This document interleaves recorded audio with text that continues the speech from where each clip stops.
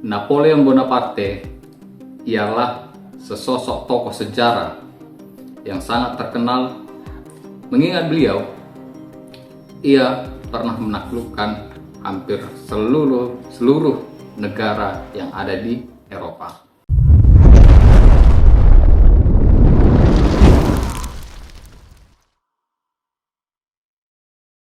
Welcome to my channel YouTube, guys. Selamat datang dan selamat bergabung kembali di channel YouTube saya, Stories About. Di sini saya akan membahas fakta sejarah tentang dari Napoleon Bonaparte. So, stay tune terus. Jangan lupa kalian like, comment, and kalian subscribe, guys. Happy watching, guys.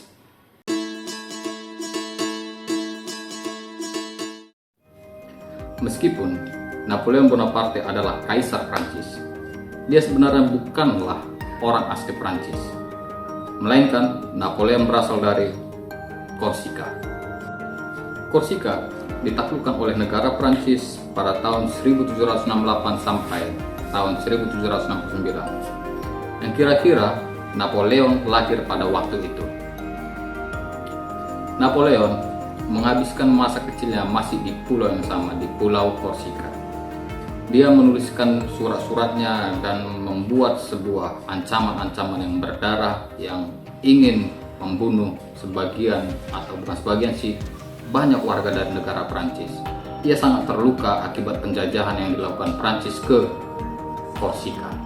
Biografi mengungkapkan bahwa Napoleon pernah berselisih dengan seorang pemimpin dari Korsika yang bernama Pasquale Paoli, dan akhirnya pergi ke Prancis dan tidak mau lagi bersekutu dengan pemimpin tersebut.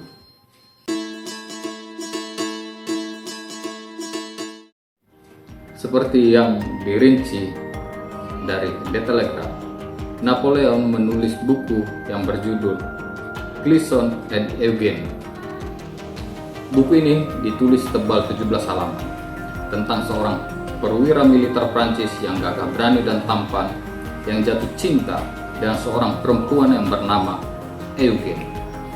Di dalam buku yang diceritakan atau yang dituliskan oleh Napoleon, perwira yang disebut dengan nama Clisson yang jatuh cinta dengan Eugene menjalin asmara, tetapi Clisson tersebut pergi meninggalkan kekasihnya untuk ikut berperang.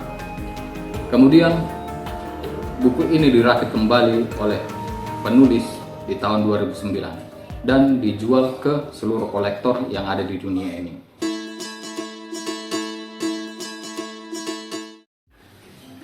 Le Système Chip adalah sistem samapron yang ditemukan oleh Claude Capet. Tiang kayu dengan dua lengan silang ini dapat digerakkan ke berbagai posisi untuk memberikan kode tertentu, dan biasanya ditempelkan di atas menara atau gunung. Orang lain yang menerimanya di atas gunung akan meniru gerakan itu untuk memberi sinyal ke menara selanjutnya, dan seterusnya diulangi seperti itu. Jaringan ini dipasang oleh pemerintah revolusioner, dan Napoleon mengembangkannya menjadi sistem internasional. Di bawah pengawasannya, telegraf berkembang dengan sangat cepat dan hanya membutuhkan beberapa jam untuk menyampaikan surat-surat atau perintah-perintah dari orang-orang tersebut.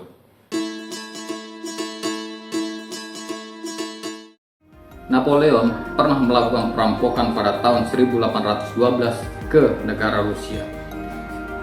Itu adalah sebuah legenda yang memalukan bagi Napoleon. Ia membawa prajurit sekitar 600.000 orang untuk menyerang Moskow. Tetapi kurang dari 100.000 yang berhasil kembali hidup-hidup.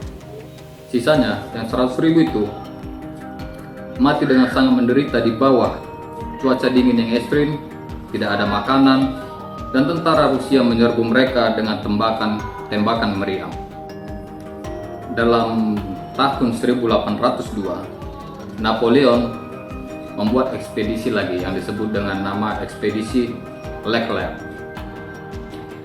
Napoleon mengirim pasukan Prancis untuk merebut kembali koloni pemberontak di Haiti, atau yang disebut Saint-Domingue. Selain kalah dalam pertempuran darat, rupanya Napoleon juga kalah dalam pertempuran armada laut. Pada tahun 1805, tercetuslah pertempuran Trafalgar, membuat Laksamana Horatio Nelson benar-benar melenyapkan angkatan laut Prancis tanpa kehilangan satu kapal Inggris. 2 tahun kemudian, Napoleon meluncurkan perang semenanjung melawan Spanyol, yang menyebabkan lebih dari 111.000 tentara Prancis gagal mengalahkan sekelompok petani dari negara Spanyol.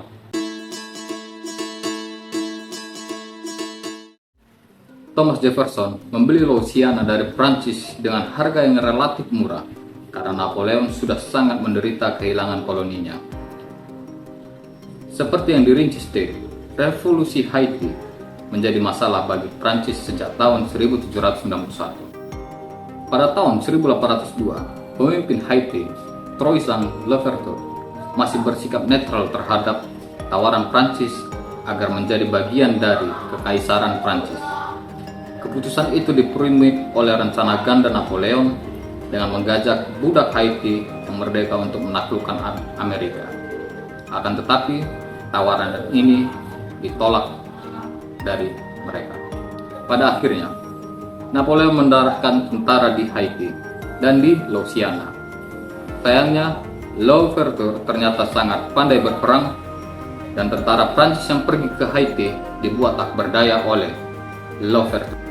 Tentara yang menuju ke Louisiana dialihkan untuk membantu tentara di Haiti, namun mereka juga dikalahkan. Napoleon menyerah begitu aja dengan menjual Louisiana kepada Jefferson.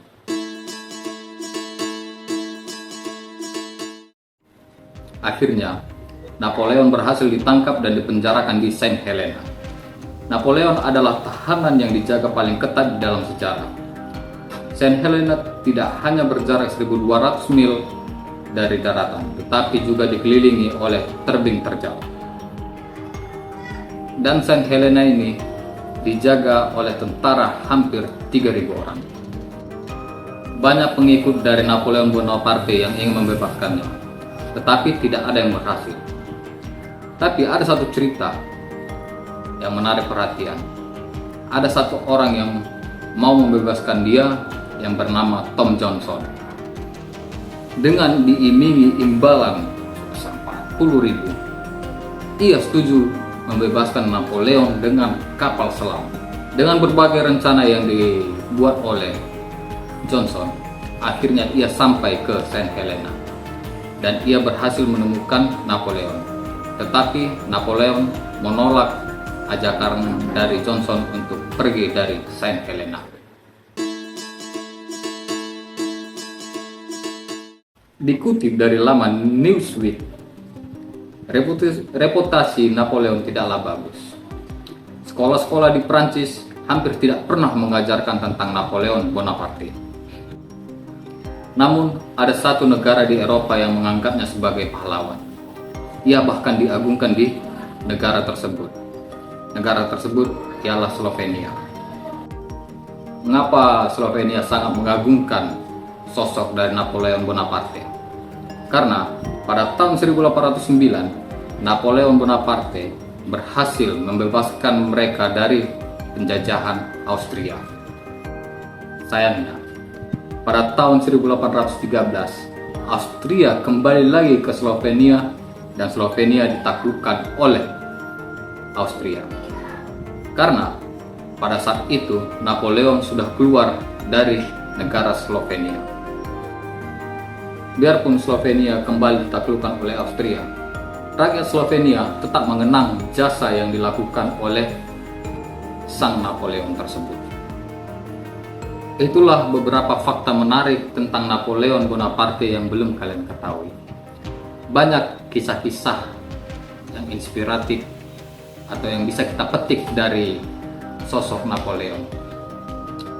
So, semoga kalian suka dan mendapatkan pelajaran yang penting dari sosok Napoleon. Saksikan terus channel YouTube saya. Jangan lupa kalian tekan like, komen, dan subscribe. See you guys.